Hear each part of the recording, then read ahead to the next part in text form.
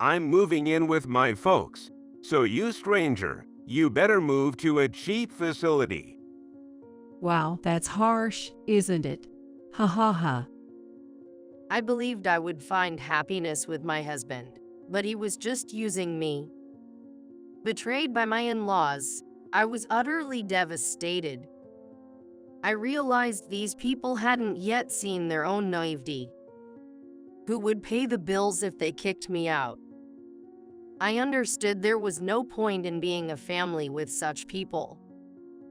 My next steps were clear. I immediately contacted everyone and started making arrangements. What about the appliances? I had a service come pick them up. What? The next day, I had a company collect all the furniture and appliances. My husband, Ken, was rattled and started panicking. My name is Michelle Johnson, 35 years old. Since graduating college, I've been working from home. Because of that, I only have to commute once a month. I'm a full-time employee. This is thanks to my company, who has been very accommodating.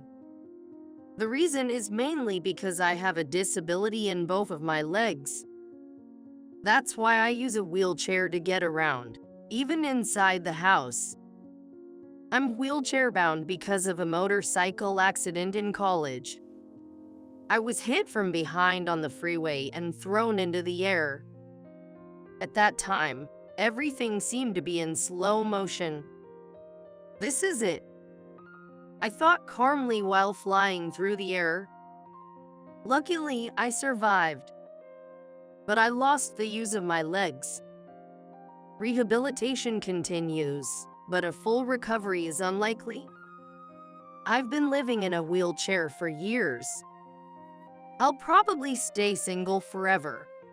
After coming to terms with my leg condition and finding some peace, I, who had always desired marriage, suddenly felt those feelings resurfacing. One day, my friends held a mixer for me, knowing what I was going through. It was there that I met my husband, Ken. He is 5 years older than me. He looked younger than his age. What surprised me was his behavior and speech. It was hard to believe he was 40 years old. To put it positively, he's a very straightforward person. Amazingly, when Ken saw me in my wheelchair, he asked all sorts of questions without any hesitation. How do you manage meals? Housework? Can you reach the laundry? What about your job? Can you go to the bathroom by yourself? How about taking a bath? Everyone else was considerate, but from Ken, I didn't feel any hint of that. I had never met someone like him before, and it made me kind of happy.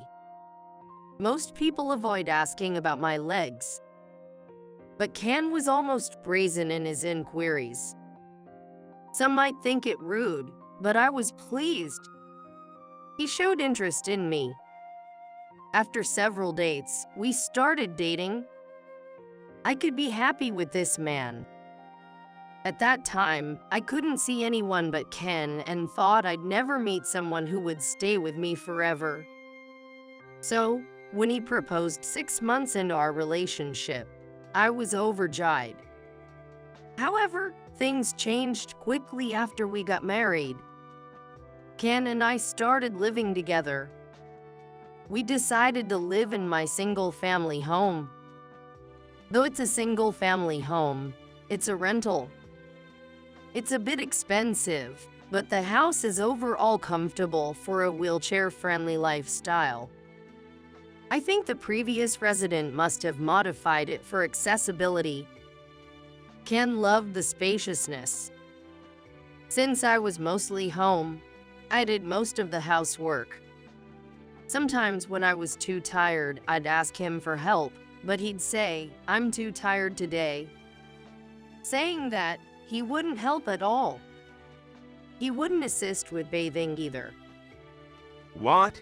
No way, I'm not doing that. I can manage it alone, but it takes a lot of time. When I was living alone, I had a helper come twice a week for bath assistance.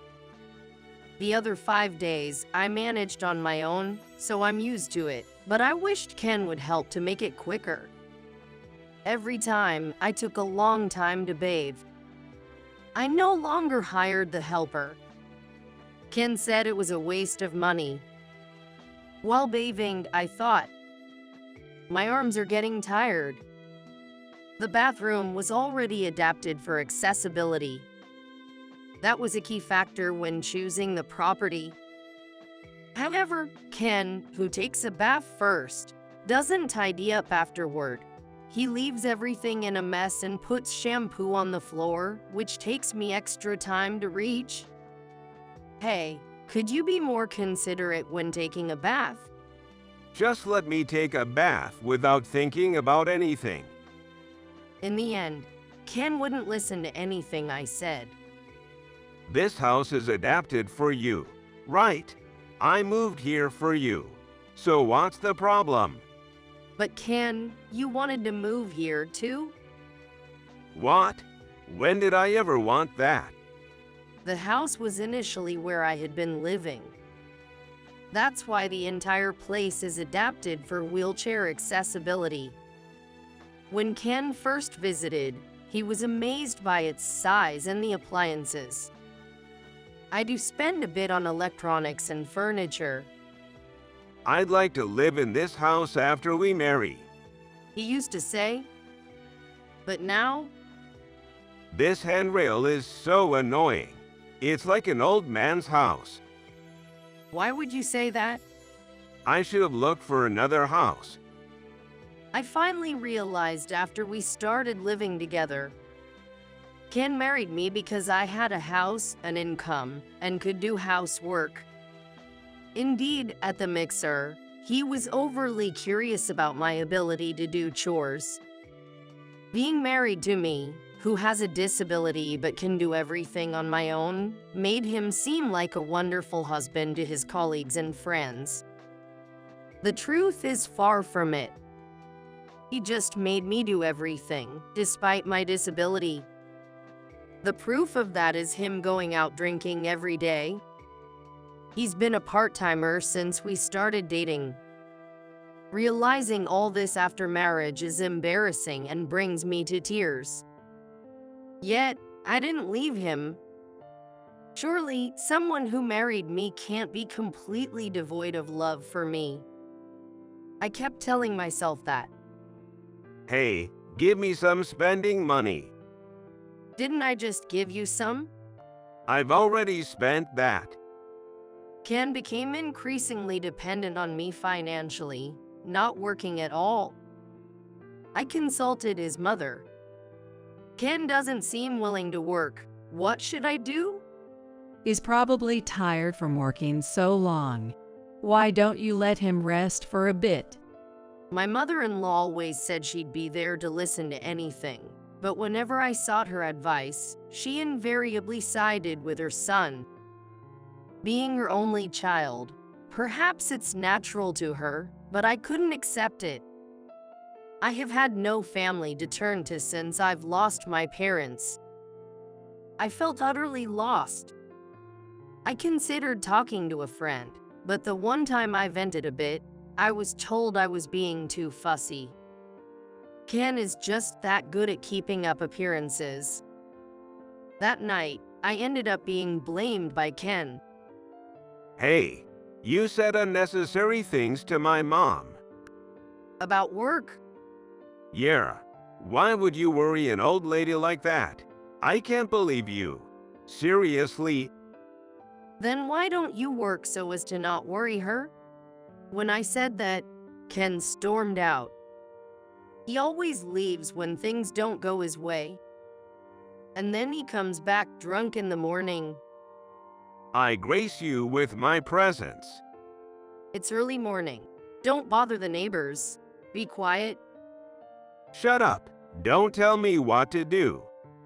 He's impossible to deal with when he's drunk. All I can do is stay silent and endure. Maybe I'm almost at my limit. I was beginning to think that way. But the thought of being alone again was sad.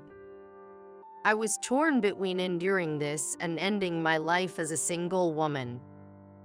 That's when the idea of divorce became more prominent in my mind. Then, Ken suddenly brought this up. I'm thinking of living with my parents. Eh? You mean you're moving to your parents' home?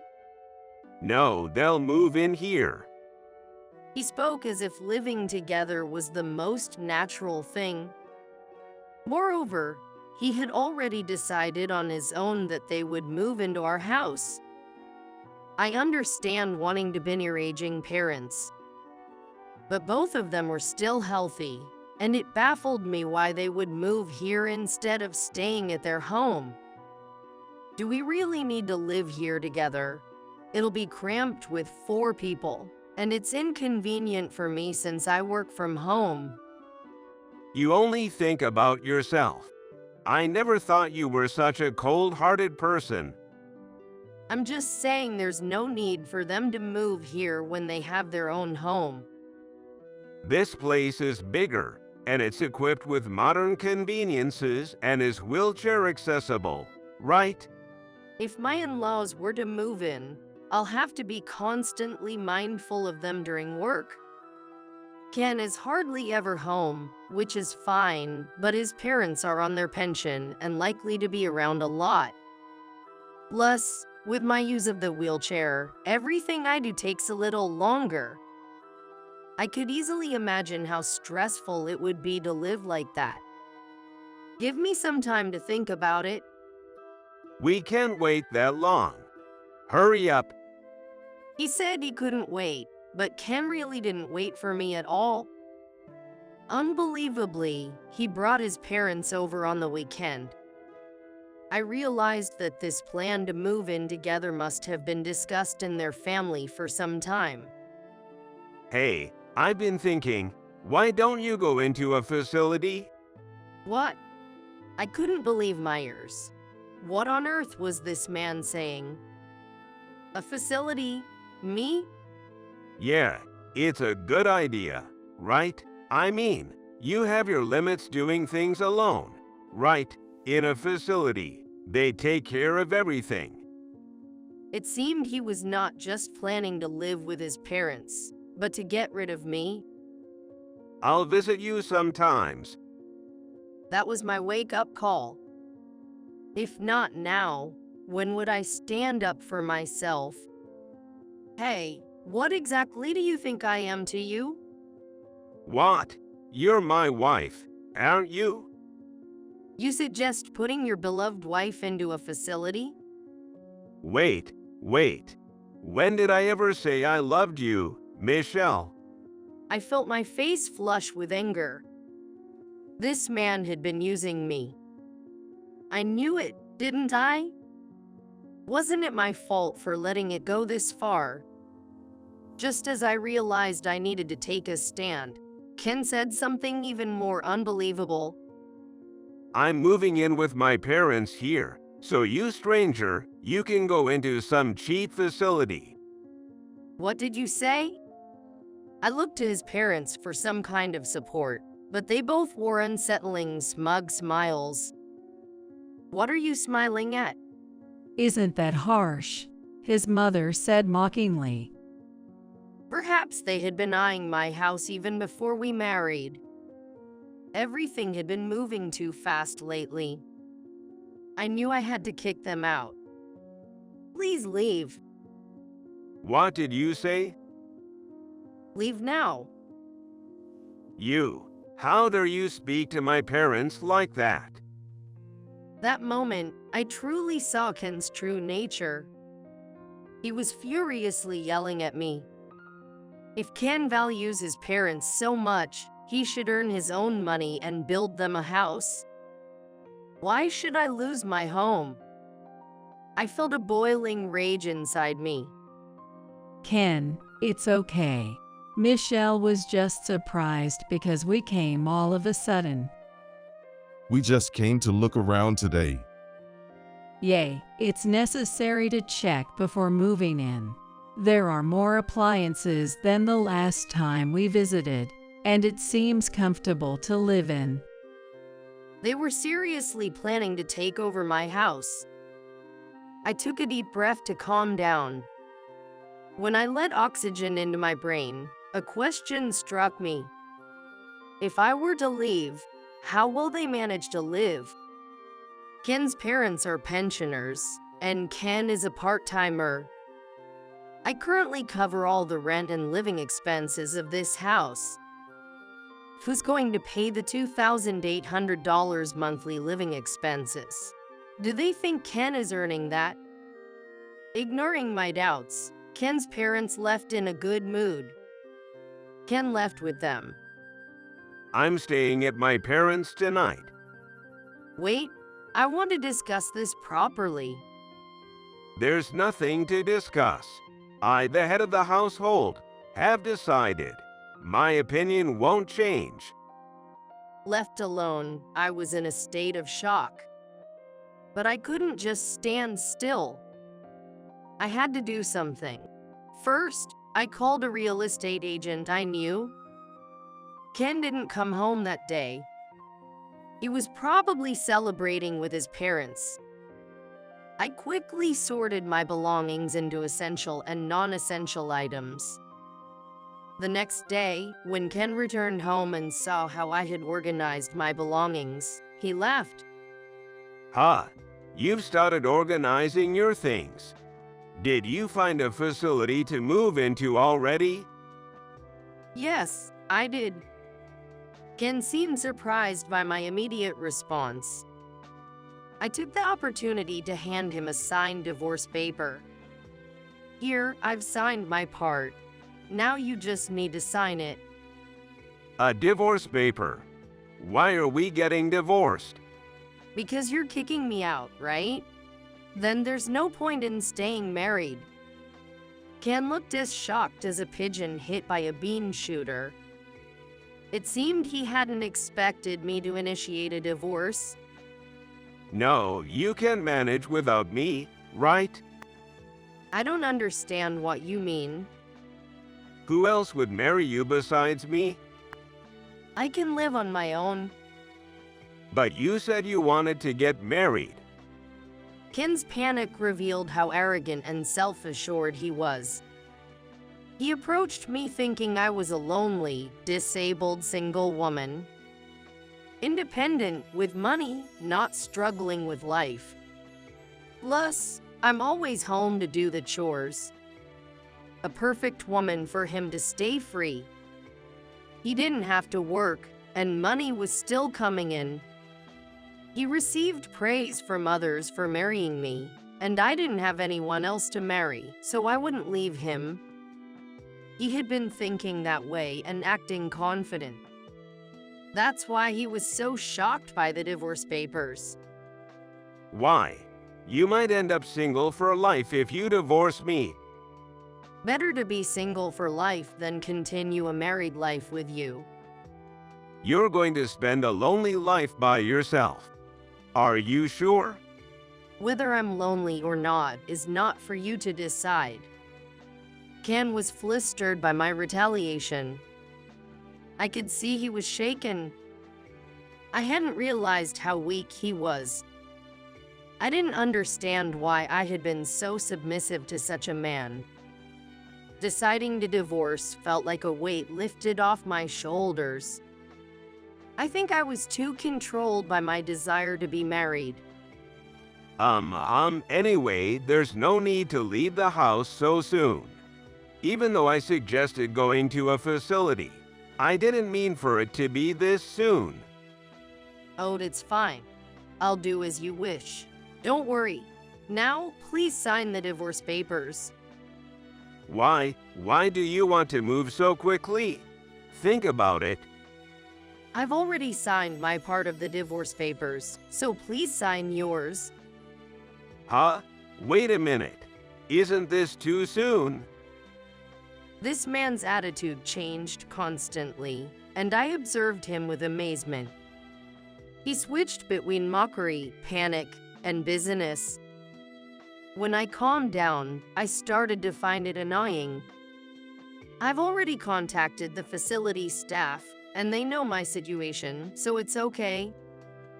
When did you do all of this? You've been preparing all this time, haven't you?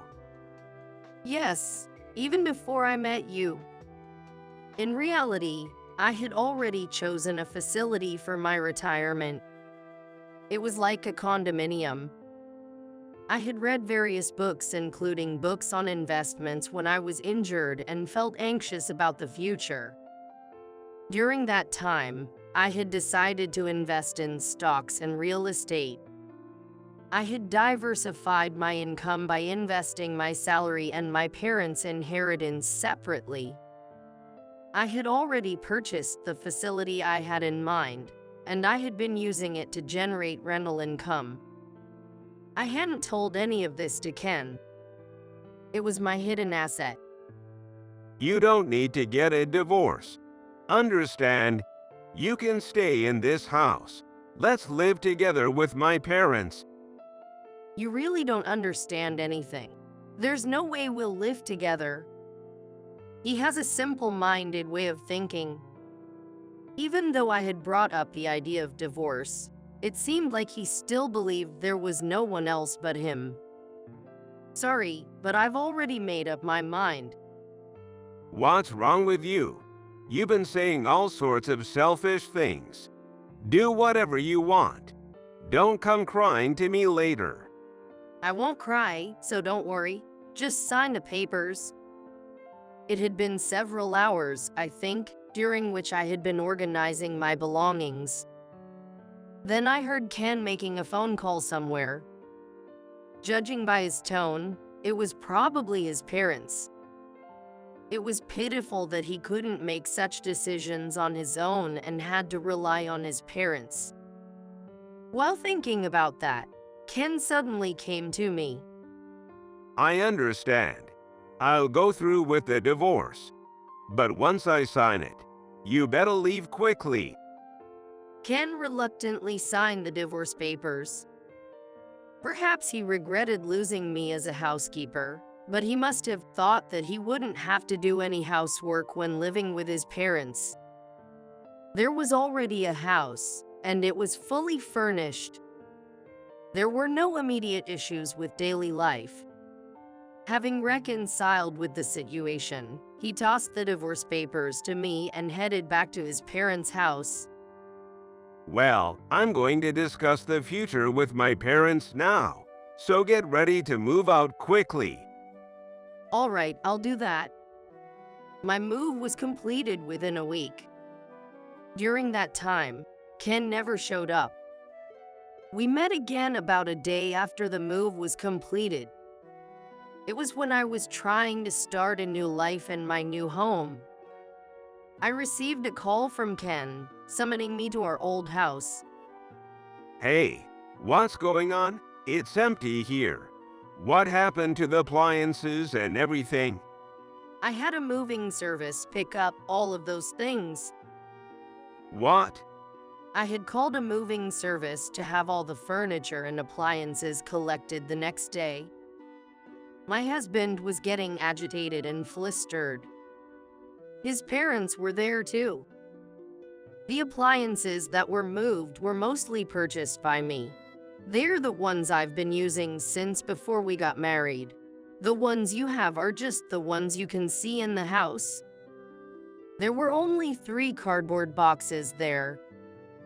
I had left a few transparent garment cases that I had purchased after getting married.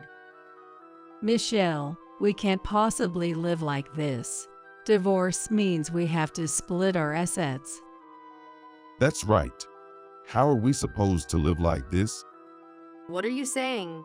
None of you can live here. What do you mean? Well, the rent is $2,000. Ken and my in-laws froze in shock. Even though my parents-in-law were not aware of it, I had informed Ken about this when we got married. Don't you own the house? No, I don't. I had asked a friend who was a real estate agent to help lower the rent a bit. I had also mentioned to Ken that if I were to leave, the rent would go up. The property had features for accessibility, and a few people with similar issues had already inquired about moving there, so I recommended them to leave the place. Why didn't you say that earlier?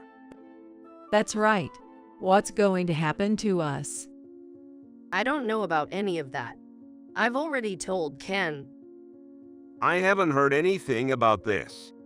I'll sue you. I knew he would react this way.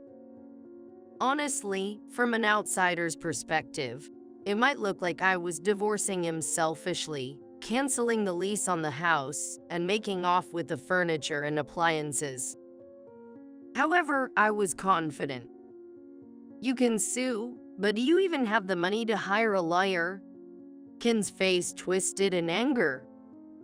This man didn't even have the money to hire a lawyer. Even if he somehow managed to hire one, I had an ace up my sleeve. I handed a few photos to Ken and his parents. Where did you get these? The photos showed Ken gambling and fooling around with other women. This is all done with my money. I will take this with me and fight. Ken, what on earth is this? Wasn't everything supposed to go well? It seemed that my parents-in-law were extremely anxious. What could this be about? Then, suddenly, Ken started to kneel down. I'm truly sorry. Let's cancel the divorce and please come back. I need you, Michelle. You're the one who kicked me out, right? Also, the divorce has already gone through, so what on earth are you saying? Besides, you don't love me, don't you? Since that's the case, I'll just leave. Then, even my parents-in-law kneeled down next to Ken. We don't have a place to live anymore. This was completely unexpected. What do you mean? Our house is being seized? Surprisingly, it seemed that Ken's parents would have to vacate their house in a few weeks. It turned out they had declared bankruptcy. The debt that Ken's father had accumulated had grown into an insurmountable sum for retirees. Ken, who used to receive pocket money from his parents when he was single, thought that he could get married and be supported by them. I could understand why his mother was kind before our marriage. Now you're apologizing, but it's too late. I can't do anything about it, and I don't want to. Are you okay with us becoming homeless on the streets? It's your own doing, isn't it? Can we at least have the appliances and furniture? You have a lot of money, right? Are you planning to sell them? No, haha. It was clear what he was after. I made it clear that I had no intention of giving away a single piece of furniture or appliance. Don't say such things. Please, have mercy. It's too late for apologies now. Figure it out on your own. That's why we're asking, because we can't do it ourselves. I told Ken and my parents-in-law, who were being overly persistent, that if they couldn't pay the rent, they should leave. Originally, I rented the place in my name, so if I cancel the contract, it's over. It was easy to kick them out. In the end, even if the ownership was to be transferred, Ken, who had no job, probably wouldn't be able to live in this house anymore. I had checked everything with the real estate agent. Yes, I can afford the rent. In the end, it was decided to cancel the rent for the place. I no longer had any use for this house, and since the divorce has already been finalized, everything is over. I managed to get the three of them out of the house and lock the door. What are you going to do now? I can move into a facility, so that's what I'll do. Humph. The facility is probably the worst kind of place with no freedom or anything. Do your best in such a poo environment. Perhaps because he couldn't stand it without saying anything to me, he spat out those words at the end. I ignored him and left the scene, leaving Ken and his parents behind. However, Ken, as expected, did not stay quiet and visited the facility I had moved into a few days later. Hey, what's going on? Ken looked at the facility I was in and seemed about to faint. Far from being a terrible environment, it's the best. I had moved into a high-end facility worth $1 million. I bought it with the money I had saved and the money I had earned from investments. Fortunately, the person who rented the place had come out at the right time, so I was able to move in right away. I also sold some appliances, had some temporary income, and still have some leeway. This facility, as expensive as it is, has doctors and caregivers on duty. The layout is like a condominium, with private areas as well. The room is a 3 LDK, and some families live here together as well. You can call a caregiver with the push of a button, and bathing is assisted every day. Originally, I had intended to make it my final resting place, but I'm glad I decided to live here. You had this much money? Well, so what? But it's really inconvenient for me to see you come all the way here. We're complete strangers now, so please go back. Then, Ken suddenly started acting like he wanted to rely on me. Honestly, it's creepy. Could you let even just myself live here? Please.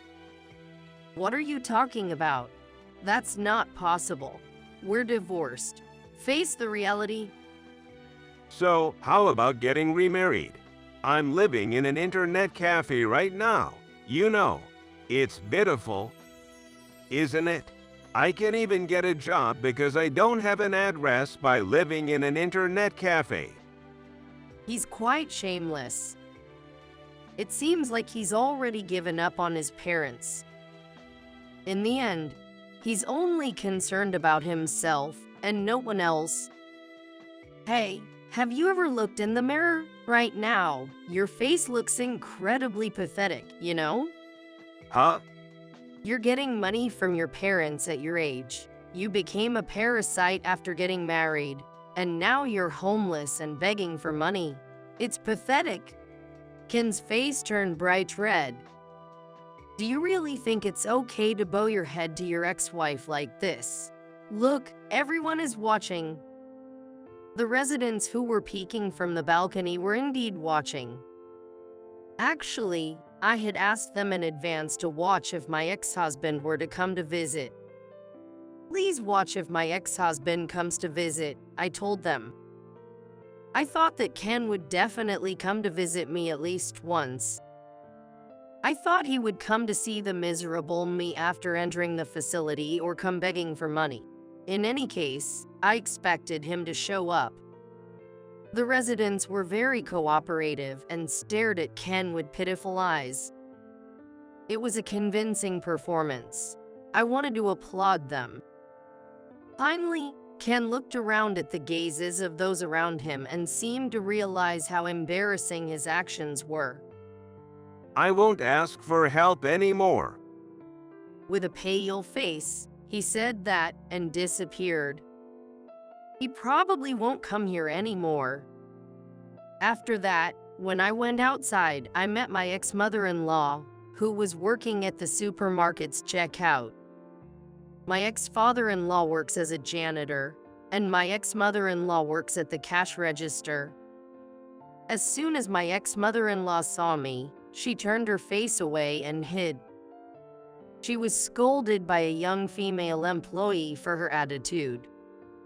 I heard that Ken got a job through someone he met at the net cafe, but he's being overworked at a job with a ridiculously low hourly wage. I frequently host home parties and enjoy my daily life with the people from the facility. I also became friends with the wheelchair users. If there's a community like this, I think I should have moved here sooner. It's so comfortable and uplifting that I can't help but feel so much happiness. I now have time to attend the rehabilitation that I had neglected. I have a goal of being able to move my legs even a little. Both my work and personal life are fulfilling every day,